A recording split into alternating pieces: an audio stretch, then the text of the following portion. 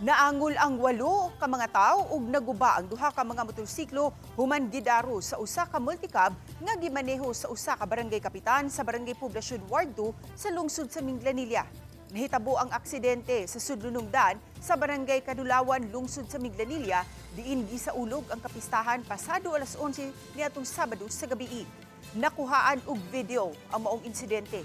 Matud ni Police Lieutenant Colonel Maria Teresa Makatangay, ang hepe sa Minglanilla Police Station, nga base sa ilang pakisusi, gikan nga namista ang barangay kapitan sa igsuon sa Barangay Kadulawan ug padung na untang mupauli.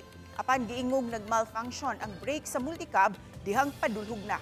Hinungdan nga midas magkini sa mga residente sa lugar nga naglingaw-lingaw ra unta kay fiesta ni atong panahona. Daling gida sa tambalanan ang mga nasamdan. Samtang napriso na ang barangay kapitan. Wala una muluwat o pamahayag ang kapitan kabahin sa maong hitabo apan mitataw nga abagahon niya ang mga gastuhan sa mga naospital ug ang gibiling danyos. Giangkon sa kapitan sa hepe sa kapulisan nga nakainom siya og ilimnong makahubog.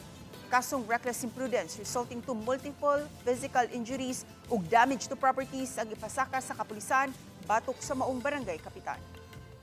Pagpadong niya dulhog ani nga particular nga barangay road na walaan daw og break ang iyang multicab nga gidrivean and it unfortunately dragged and bumped over several victims who was at that time though wala man gyud sila naa sa tunga sa daan na igo gyud. Admitted man sa barangay kapitan na nakainom siya but regarding sad nga moingon ta nga hubog dili man noon ta maka-conclude ana.